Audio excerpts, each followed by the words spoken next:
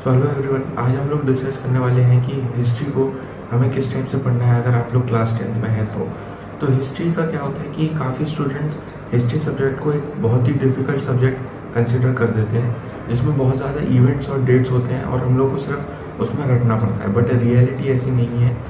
ये सब्जेक्ट काफ़ी ज़्यादा हम लोग देखें तो ईजी बन सकता है, बिकॉज इसमें हम लोग का बहुत ज़्यादा कॉन्सेप्ट की अंडरस्टैंडिंग ज़रूरी नहीं है। जैसे कि हम लोग कंपेयर करें इसे साइंस के सब्जेक्ट से, फिजिक्स केमिस्ट्री में हम लोग को बहुत ज़्यादा डीप अंडरस्टैंडिंग चाहिए पड़ती है, बट इसमें ऐसा नहीं है। बिकॉज इसमें मेजोरिटी क्या होता है, कुछ फैक्ट्स एंड फिगर्स होते हैं और कुछ पिछली चीज़ें होती हैं जो कि पास्ट में हो चुकी हैं, वो सारी चीज़ें दी जाती हैं, वही हम लोग को पढ़नी होती हैं। इसमें बहुत ज़्यादा अंडरस्टैंडिंग का कोई भी गेम नहीं होता। इसमें सिर्फ हम लोगों को एक प्रॉपर स्ट्रेटेजी चाहिए होती है थ्रू आउट द ईयर, जिससे कि हम लोग फॉलो करें हिस्ट्री सब्जेक्ट को कंप्लीट करने के लिए क्लास 10th में, जो कि आज हम लोग वही डिस्कस करने वाले हैं। तो सबसे पहले तो इसमें एक चीज़ आप लोगों को ध्यान रखनी है कि एनसीईआरटी इज़ मस्ट। अगर आप लोग एनसीईआरटी को ही ब्लाइंडली फॉलो करते हैं, उसकी एक एक चीज़, एक एक लाइन को अच्छी तरह समझ लेते हैं, तो आप लोग काफ़ी ज़्यादा अच्छा स्कोर कर सकते हैं। उसका सबसे पहला रीज़न तो ये है कि एनसीईआरटी में क्या होता है कि जो लाइन्स रहती हैं, कभी कभार एग्जैक्ट वही लाइन्स उठ के हम लोग के क्वेश्चन में आ जाती हैं। क्वेश्चन पेपर में कोई भी एक लाइन दे दी जाएगी आपको और उसके बाद लिख दिया जाएगा एक्सप्लेन। अगर आप लोगों ने एनसीईआरटी को नहीं पढ़ा होगा, आप लोग को उस इवेंट के बारे में, उस डेट के बारे में पता तो होगा, बट वो क्या कहना चाह रहा है वो चीज़ हम लोग को नहीं पता होती और हम लोग एग्जाम में आंसर नहीं लिख पाते। दूसरी चीज़ ये भी होता है कि आप लोग अब कोई और रेफरेंस बुक यूज़ कर रहे हैं, आप लोग यूज़ कर सकते हैं, बट कभी कभार क्या होता है कि उसमें कुछ डेट्स अलग अलग दी जाती हैं, या फिर कोई एम्परर या कोई किंग होता है, उसका नेम कभी कभार डिफरेंट दे दिया जाता है। बट एग्जामिनर बोर्ड एग्जाम में आपकी एनसीईआरटी के हिसाब से ही चेक करेगा। अगर आप लोग एनसीईआरटी के हिसाब से नहीं चलेंगे और किसी और रेफरेंस बुक के हिसाब से लिख देंगे, तो वो चीज़ आपकी गलत टर्म हो जाएगी। तो एनसीईआरटी इस चीज़ के लिए काफ़ी ज़्यादा इंपॉर्टेंट है, आप लोगों को उसे पढ़ना पड़ेगा। और दूसरी चीज़ ये भी है कि एनसीईआरटी में आप लोग को इंडेक्स क्वेश्चंस मिलते हैं और एक्सरसाइजेस के साथ साथ कुछ एडिशनल क्वेश्चंस भी देखने को मिलते हैं। आप लोग को वो सारे क्वेश्चंस अच्छी तरीके से सॉल्व कर लेना है, बिकॉज उससे भी कई बार डायरेक्ट क्वेश्चन बोर्ड एग्जाम जो है उठ के आ जाते हैं। और एनसीईआरटी पढ़ने के साथ साथ आप लोगों को क्या करना है कि खुद के नोट्स भी बनाने हैं, और नोट्स में जो मैटर है वो आप लोगों को पॉइंट्स के फॉर्म में लिखना है। उसके आप लोगों के दो बेनिफिट्स होंगे, एक तो आप लोगों का टाइम भी सेव होगा, और दूसरी चीज़ अब आप लोग लर्न करेंगे। जब आप लोग पैराग्राफ्स में कोई चीज़ लिखते हैं, और हिस्ट्री में तो काफ़ी ज़्यादा आप लोगों को पैराग्राफ्स के फॉर्म में दे दिया जाता है, अगर आप लोग उसी टाइप से लिखेंगे नोट्स में भी, तो आप लोगों के रिवीजन करते टाइम बहुत ज़्यादा डिफ़िकल्टी होगी। इवन जब आप लोग फर्स्ट टाइम लर्न करेंगे तब भी आपको बहुत ज़्यादा डिफ़िकल्टी आने वाली है। लेकिन अगर आप लोग पॉइंट्स के फॉर्म में शॉर्ट वे में लिखेंगे, तो वो चीज़ आप लोग को बहुत जल्दी लर्न भी हो जाएगी और आप लोग इजीली रिमेंबर भी कर पाएंगे। जो नेक्स्ट चीज़ हिस्ट्री में आती है वो आती है इवेंट्स और डेट्स।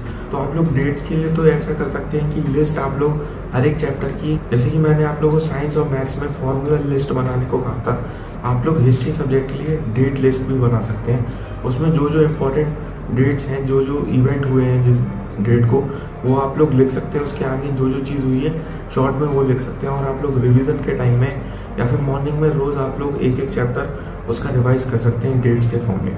और दूसरी चीज़ क्या आती है, इवेंट्स। तो इवेंट्स को आप लोगों को क्या करना है, सिंपली मगअप नहीं करना, आप लोगों को उन्हें अच्छी तरह समझना है और ट्राई कीजिए आप लोग उन्हें इमेजिन कर सकें। मीन्स कि आप लोग माइंड में इमेजिन कर सकते हैं कि ये चीज़ अभी इस टाइम पे हो रही है। उसके लिए आप लोग यूट्यूब पे देखें तो काफ़ी एनिमेशन के फॉर्म में आप लोगों को वीडियोस देखने को मिलती हैं, आप लोग वो चीज़ भी रेफ़र कर सकते हैं। उससे आप लोग को काफ़ी ज़्यादा अंडरस्टैंडिंग में हेल्प मिलेगी और आप लोग काफ़ी ज़्यादा लंबे समय के लिए उस चीज़ को लर्न भी कर पाएंगे। इसके बाद थर्ड पॉइंट आता है आपका रिवीजन। अब आप लोग चाहें जितना भी अच्छी तरीके से एनसीईआरटी पढ़ लें, उसके सारे क्वेश्चन सॉल्व कर लें, नोट्स बना लें अच्छी तरीके से, बट अगर आप लोग टाइम टू टाइम रिवीजन नहीं करेंगे तो आप लोग उस चीज़ को ज़्यादा देर के लिए रिटेन नहीं कर पाएंगे। और एग्ज़ाम के एक दिन पहले अगर आप लोग उस चीज़ को लेकर बैठेंगे तो वो आप लोगों को कोई भी चीज़ समझ नहीं आएगी, आप लोगों को ऐसा लगेगा कि आप लोग फर्स्ट टाइम पढ़ रहे हैं। तो आप लोग जब भी दूसरा चैप्टर कोई भी हिस्ट्री में पढ़ रहे हो, आप लोगों को ये चीज़ देखनी पड़ेगी कि आप लोग प्रीवियस जो आप लोगों ने चैप्टर पढ़ा है उसका टाइम टू टाइम रिवीजन भी अच्छी तरह करें। और रिवीजन आप लोग अपने जो शॉर्ट नोट आपने बनाए थे उनको देख के आप लोग कर सकते हैं। इसके बाद आप लोग का लास्ट पॉइंट आता है प्रैक्टिस।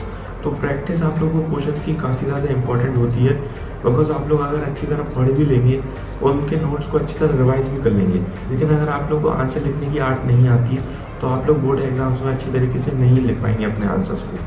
आप लोगों को क्या करना है, जो भी आप लोग नोट्स बनाए हैं उनको तो आप लोगों ने पॉइंट्स के फॉर्म में बनाया है, बट आप लोगों को बोर्ड एग्ज़ाम में थोड़ा-सा इलैबोरेट करके आप लोगों को उन चीज़ों को एक्सप्लेन करना पड़ता है अपने ओन वर्ड्स में। आप लोगों को डेट्स और उसके जो मेन इवेंट्स हैं वो तो पता होंगे, बट आप लोग अपनी लैंग्वेज में उस चीज़ को और भी ज़्यादा इलैबोरेट करके उसको ब्रीफली एक्सप्लेन कर सकते हैं। तो उस चीज़ को आप लोगों को हैबिट में लाने के लिए प्रैक्टिस चाहिए पड़ेगी। आप लोग इस चीज़ को करने के लिए जो PYQs होते हैं, प्रीवियस ईयर्स क्वेश्चन, कोई भी बुक आप लोग ले सकते हैं हिस्ट्री के लिए। SST के लिए जनरली आप लोगों की एवरग्रीन की सेल्फ स्टडी आती है, आप लोग उसे भी रेफ़र कर सकते हैं या कोई भी आप लोग रेफरेंस बुक यहाँ पे ले सकते हैं। उसमें आप लोग को क्या करना है, जो आंसर्स दिए रहते हैं उनको मगअप नहीं करना, आप लोग को सिर्फ क्वेश्चन देखना है और जो आप लोगों ने नोट्स बनाए हैं उनके हिसाब से आप लोगों को ओन वर्ड्स में लिख के देखना है और फिर आप लोगों को उसको उसकी जो बुक के आंसर हैं उससे आप लोगों को कंपेयर करके देखना है और देखना है कोई भी चीज़ आप लोगों ने मिस आउट तो नहीं करी, क्योंकि आप लोग उसमें काफ़ी ज़्यादा वैरायटी ऑफ क्वेश्चंस होते हैं। अगर आप लोग एक एक क्वेश्चन लर्न करने बैठ जाएंगे तो ये चीज़ पॉसिबल नहीं है। इसलिए आप लोगों को ओन वर्ड्स में आंसर फ्रेम करना आना चाहिए। और जैसे कि मैंने आप लोगों को पहले बताया कि NCERT की भी कभी कभार डायरेक्ट कुछ लाइन उठ के आ जाती हैं और आप लोग को दे दिया जाता है एक्सप्लेन करें। अगर आप लोग उस चीज़ की भी प्रैक्टिस नहीं करेंगे तो आप लोग एग्जाम टाइम में क्वेश्चन पढ़ते टाइम फंस सकते हैं और आप लोग ब्लैंक भी हो जाएंगे कि आप लोगों को क्या आंसर लिखना है। तो ये कुछ 3-4 पॉइंट्स थे जो कि आप लोगों को ध्यान में रखने हैं अपने क्लास 10th में अगर आप लोग हिस्ट्री की प्रिपरेशन कर रहे हैं। और अगर आप लोग ये चीज़ throughout the year follow कर लेते हैं तो हिस्ट्री काफ़ी ज़्यादा ईजी सब्जेक्ट बन जाएगा, आई गारंटी आप लोगों के लिए। तो मेक श्योर कि आप लोग इन सारी चीज़ों को फॉलो करें और आई होप कि आप लोगों को ये सारी चीज़ें हेल्पफुल लगी होंगी। तो इसी के साथ हम लोग इस वीडियो को एंड करते हैं। अगर आप लोगों को इसी टाइप की कोई और सब्जेक्ट से रिलेटेड वीडियो चाहिए तो आप लोग वो चीज़ बता सकते हैं। और अगर आप लोग क्लास 10 में हैं और कोई भी आप लोगों को डाउट आ रहा है अपनी प्रिपरेशन से रिलेटेड तो वो चीज़ भी आप लोग कमेंट सेक्शन में बता सकते हैं। Till then take care and thank you.